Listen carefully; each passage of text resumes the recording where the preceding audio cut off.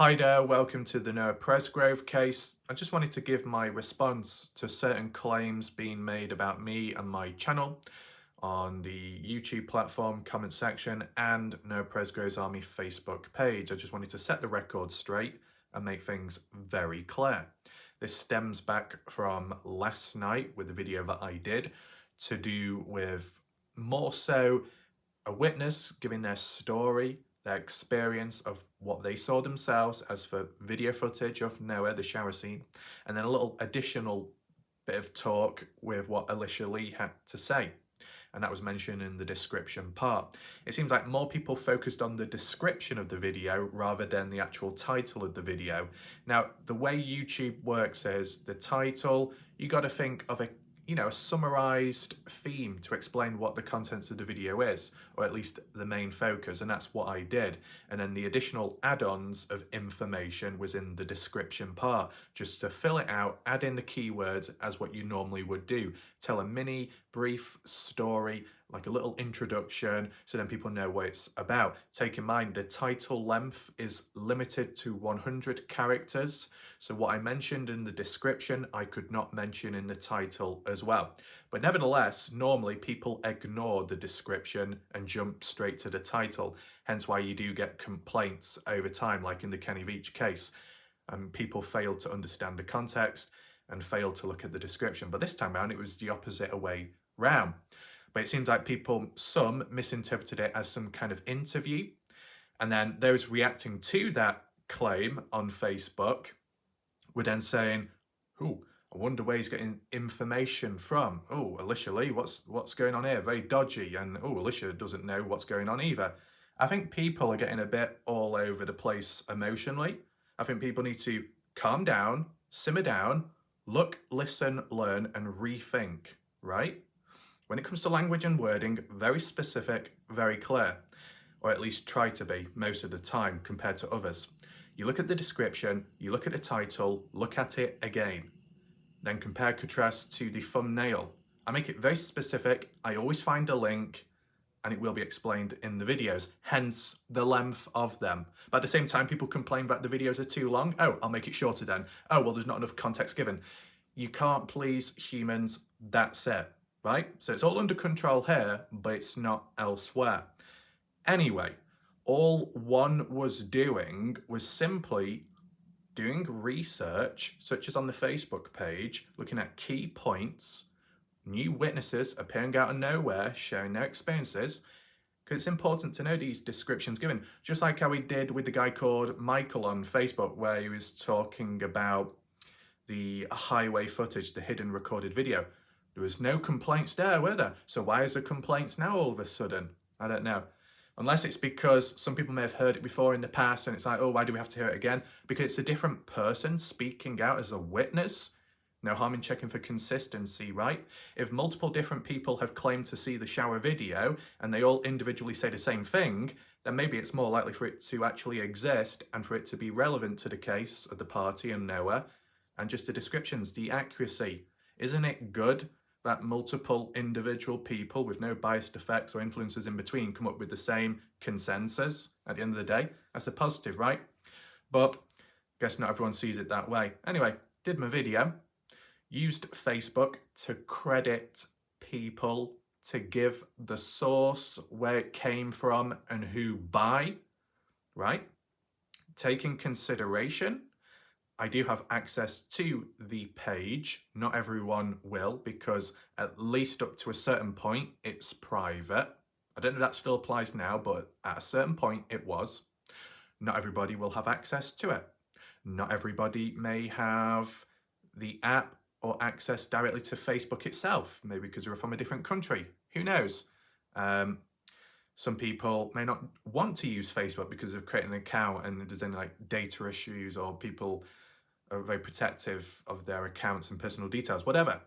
So if an individual can bridge the gap to relay it onto others, that's a positive. More and more people hear about it. So not only is it spreading awareness of the Noah Presgrove case and helping keeping it alive, but it's also doing the same for the Facebook page as well. But clearly not everybody sees it that way. So the claims made in recent time were, oh, this guy, Warlike Rav, what's he doing? All he's doing is going on Facebook. All he's doing is looking at screens and putting screenshots up. Well, what else do you think one is supposed to do when researching? It sounds very silly. It almost sounds as if anyone that does research on anything in life is a bad person. How pathetic is that? When you go to school, oh, where do you get the supposed information from about this and that of the different subjects? You're told it. You look at a book, maybe depends on the time, maybe technology changes with time, but you get the idea. You're told stuff. And then sometimes you have to go off and do your own research, right?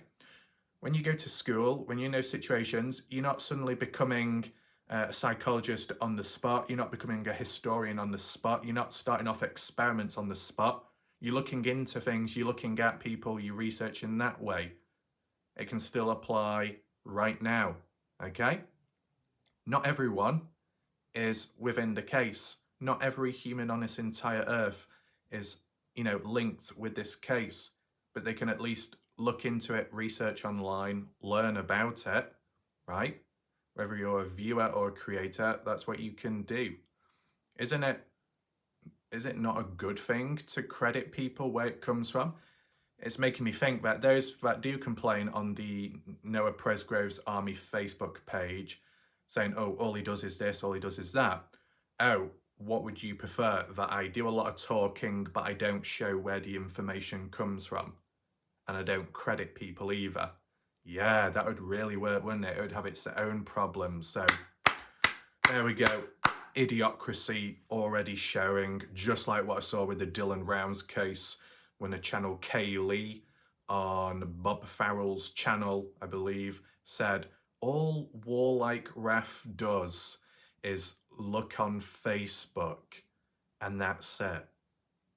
Said by an individual at the time that did the same exact thing, I believe, later on within the same live stream. These are the humans that I have to deal with from time to time. It's pathetic, isn't it? But it's not just exclusively one person. It's individuals, it's random people here and there. More so strangers to my channel, those that don't stick around long enough to truly understand and grasp the idea of my coverage. I don't just look on Facebook. I do at times to catch up on news, to see it directly from the horse's mouth, because Alicia Lee comments on there. That's important, right? Caden Pressey comments on there. Key party goer witness. Isn't that important? Right? So you go where the key people are. And for example, Presgrove's Army page is one of them.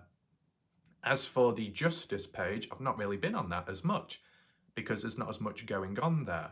And I guess with the moderation, it's a bit more stricter. So with the theories, the ideas and the discussions, it's not as deep. As for Reddit, well, that's quite open then. It's become a bit more open in recent time. But once again, maybe not everyone has access to Reddit from country, or if a group is private, whatever is where it is. You've got to take that into consideration as well.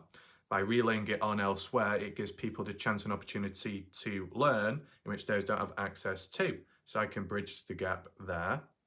And what I did from day one, the moment I did get involved with a private group here or there, I directly asked the key individuals within, right, like admin wise, and they said, Warlike Raf, you can do anything and everything in terms of looking at this material and then doing it on YouTube. I had full access, clearance level, all under control type stuff there, right? So no issues being broken. Research done, context given, the source provided, something which other humans fail to do.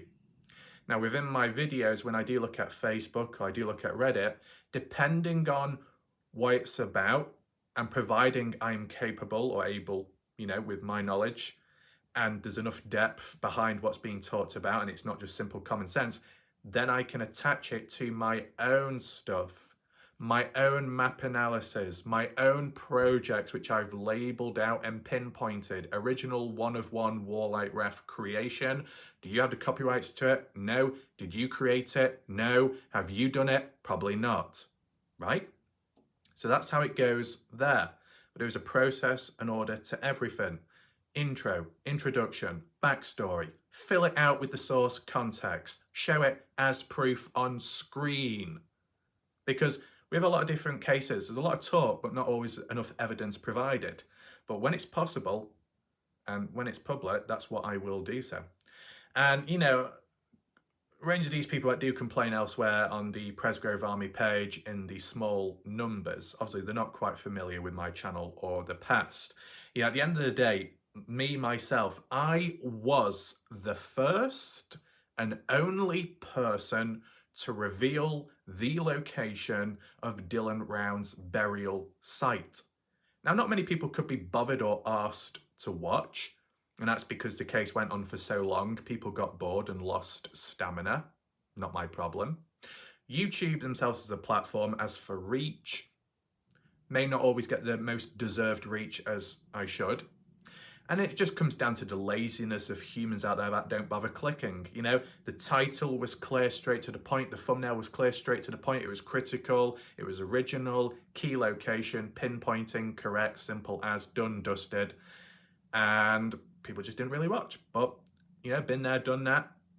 Myself, original, you know, really full on in. And that's from a map perspective. Okay, a person from the UK could give a clearer coordinates to the location than really most of the people within the case or just in the country. Says a lot, doesn't it? Just like the Kenny Veach case, how a lot of people complain there about, oh, you're not even from the place, you wouldn't even know. Well, I've created original map analysis in which, you know, experienced hikers who have been out there have said to me, your maps are good and helpful. So that's a positive, right? You've got the confirmation there from the key individuals that matter most. But anyway, to refer back to the Noah Presgrove situation, you will get whingers and whiners. I think there was some comments recently which have disappeared all of a sudden, which is very interesting. Of course, not by me, because what's the point in that? But sometimes people may delete the comments because they've realised they've made a bit of a mistake, but nevertheless, I don't forget, right? So, during this period of silence, because you've seen it with partners in true crime where they've not taking a break, as some have said, but they're going dark in the meantime, just to make sense of stuff in the background and certain evidence and to validate it and information. That's good to know. There will be some video ideas and areas which can still be done in the meantime, which I'll do myself, different forms. Sometimes may have gone heavy on Reddit or Facebook. That's because there's been a lot to catch up with. I've not always had the time to do my own individual videos. And sometimes my own individual videos could be quite short compared to the heavy stuff. And people tend to like the heavy, long stuff over the short stuff. So you prioritize that first. And what's important as well, so that gets prioritized. So you can do a few other individual videos in between. I noticed a new personal record or best was broken on this channel as of last night. It was about 158 or 159 people watching live at one point. Kind of like averaging 140 or so for some time, but it did reach 159, which is obviously very good to see. But statistically speaking, whilst it's a personal bet and it's done better than previous videos, there'll be reasons behind it because of the title of the video, just the theme, it gains people's interest. But more so, the main reason, which maybe people aren't aware of, because of this video, what I'm doing right now, links to it, is because a post was made on Facebook at the Presgrove Army page. You know, not like advertising, but like sharing what's to come with my video, which is good to see. Appreciate that, people sharing the videos. I looked statistically on YouTube, and at least from what it says in the studio mode, that out of the 2,300 people and counting who have watched the video, 97% have watched it from coming over from Facebook. That's a massive proportion, isn't it, from Facebook? So just about everyone that's watched my video has watched it through Facebook or come on over through Facebook because of a link being shared. It does go to show the positive impact it can have when people share your videos, my videos, elsewhere for a broader, bigger reach, where people who normally wouldn't know me or come across my stuff gets the chance to do so. Now you might think, well, that's easy, you just do it over and over again, but it's not really, because there's a time and place for it, rules, guidelines and all of that. It's like Reddit, and I'm not talking about Noah Presgrove, I'm talking in general. 99% of Reddit pages, established ones, will not allow self-advertisement, self-promotion. And that comes across as a bit negative, doesn't it? By the end of the day, if you're simply sharing a video onto a different platform because you have found breaking news which the majority of the human race isn't aware of, isn't it important to share that with people? But no, Reddit, their silly rules, regulations, or the people that create these subreddit groups that are more stricter, the majority, they won't allow you to share links from YouTube, whether it be you as the creator sharing them on Reddit or just a member of the general public. It gets taken down immediately. So when I say it online, how to grow your channel on YouTube, how to expand your growth, your audience, you got to post it here, there, everywhere. You can't, because majority of platforms out there and subgroups can be very strict with the rules, what you can and can't do. So it's just going in a circle, endless loop of nothing. It's stupid, isn't it? Very pathetic. Oh, you got some breaking news, never seen, never heard before stuff. Oh, but you can't share it to people because they won't allow it. But I thought you want to learn. I thought you want to know the truth. Oh no, but we won't allow it because our rules and regulations. How desperate, how stupid. That's why it's a good thing that the Presgrove Army page is more lenient, and that the main Noah Presgrove Reddit page is also lenient too. Because at some point in the past there was a bit of disruption, but I reached out to some key individuals and they said, no, it's perfectly okay. You do this, you do anything and everything. You can post, it's all fine. Well, there you go. The times where I will be reluctant in reposting or resharing my videos is when I feel like 99% of the video is just about a page or a group. I know my overlay is very original in what I provide, what I talk about. Things that I say never been heard or said before or questioned. That's original, right? So I'm giving that commentary over what's present. So there's no copyright issues there at all. But if I feel like the video may be a bit too bland, I feel reposting it back on the page where it came from would be considered an insult. That's why I don't always do that. But in my videos, like a 2-parter, a 3-parter where I show this, where it came from, I add it onto some photos, then I might add it onto a map, then I will be more likely myself to share it on, right? And as well, sometimes sharing videos, you can get backlash for it. If other people share it, you don't get as much backlash. So, got to think ahead, 2, 3, 5 steps ahead, right? But still, I just thought I'd clear things up because I see this reoccurring pattern from the Dylan Rounds case to this case onwards of, oh, all this person does is look at a page and read. That's the purpose of research, right? There might be other channels out there that look at it all, memorize it, and then do a narration-based video without showing photos of where it came from, without giving a raw reaction, and they do it as a narrative-based story for the atmosphere, the smooth fluidity of the video. I get that. But listen here, piss pot impetuous one. I've been there, I've done it. I have done high-end videos. I have put over 12 hours in per day for 3 days straight to create a very important narration-based, atmospheric, high-end quality video, and it performed like shit. Just under 1,000 people watched it? Are you fucking kidding me? If that video was posted on a bigger channel, it would have got at least 247,000 views onwards. But because it's a popularity contest, people won't watch the video. But the quality of it was perfection, okay? Every key point, every microsecond of what I said narration-based and fitting it with an image or stock footage which linked to that theme. I was very, very meticulous and looked at all the little details, and it meant nothing at the end of the day. I wasted 12 hours for 3 days straight for nothing, right? In terms of that awareness, in terms of what people normally do, share a story or tell a story based off real events, right? Where it normally would work, it didn't work for me.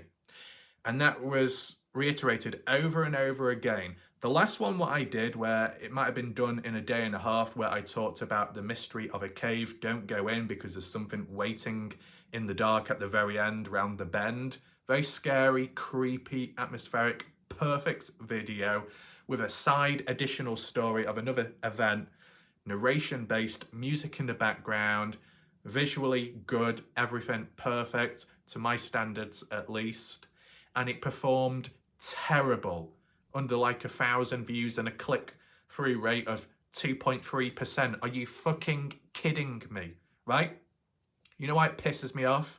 Because in life, you get told over and over again, hard work, go really all in, keep upgrading, keep progressing, and it gets better. Bullshit. It doesn't work like that for everyone. Just like when you do weights and exercise, you think you do more sets, more reps, and increased weight, oh, that's going to work? Not always. Or you do a certain diet and that's going to work? Not always. Everybody, every mind is different. Every reality is different. You do what works, or at least try to do what works, or at least try and find what works. And what I've learned is, at least for YouTube, is I have to downgrade the quality, like the atmosphere, the visuals, that smooth narration-based storytelling, and do it in a raw format. Could be a basic bitch, but it works 10 times better than the likes of putting in 40 hours worth to create a high-end video. That is my reality. I've been there, I've done it, I've seen, I've experienced it, right? Normally when you do YouTube, you start off basic, low quality, maybe. And then when things start picking up, you upgrade and upgrade and upgrade and try and do better. And that's what I did to a point. But I noticed it wasn't worth it. Like with doing weights, oh, you put in an extra 10 to 20 minutes more of exercise working out, not worth it. Keep it as it is or downgrade to confuse the body for it to work in a way, right? So these additional thoughts, what I wanted to add on with my extensive experience on YouTube. When people say, oh, all he does is this and all he does is that, you know what? Because it works and it's needed and it's important and credit is given and source is given. I've done beyond, I've done more originals and it doesn't work, right? And for 90% of humans out there, it will work, but it doesn't for me. That's just my reality. Dodgy, odd, strange, is what it is, bullshit. So I'm going to continue on with this style of videos because it seems to work. I have seen myself that there are a lot of channels out there, the bigger ones. What do they do? Are people as critical towards them? I don't think so. There are channels out there that do a live stream, look at a few slides, then spend 1 to 2 hours sat there watching a court or a documentary show for an hour or two and talking here and there. Wow. Oh, that's praised. That's praised. And then you get other people, more so a female, who could just sit in a room, talk about life, talk about self-help and all of that with a boring background, right? Maybe a little mic nearby. Oh, 500,000 views per video. To be honest, they could be considered, you know, depending, based off an opinion only, a lot of shit out there, but it works. I do the same thing, doesn't. It's random. Maybe look at the draw, look at the lottery. So, yeah, you can find your niche, doesn't always work. You can do your own style, can work, doesn't always. Not guaranteed. You do what you can, you experiment with time. Because, for example, a theme or goal is to spread awareness. Of course, you want things to perform well, so then more and more people learn about it. Especially when it's breaking news, or if you found something, or a person's reached out with information. There's no point in doing a video and only 5 people knowing about it. What good does that do? You need thousands and thousands of people to learn, whether that be educational videos, edutainment, which is mixed with entertainment as well. You know, storytelling, the narration-based channels. I mean, I think the simple fact is, majority of people that do complain don't have channels themselves, so they're not going to understand, are they? But you will get the exception of some channels out there that can talk as well and complain, but they're not in the same boat as you or the reality. It might work for them, but it doesn't mean it's going to work for you. It's worth taking that into mind, and it doesn't just apply to YouTube, it applies to exercise, workouts, and it can apply to studying, learning, practicing, anything. Practice doesn't always equal perfect. Sometimes in life, the more you practice, the worse you get at it. I've seen it, I've been there, I've done it. I know. Anyway, that aside, might have a video to come at some point. Depends what we look at next, right?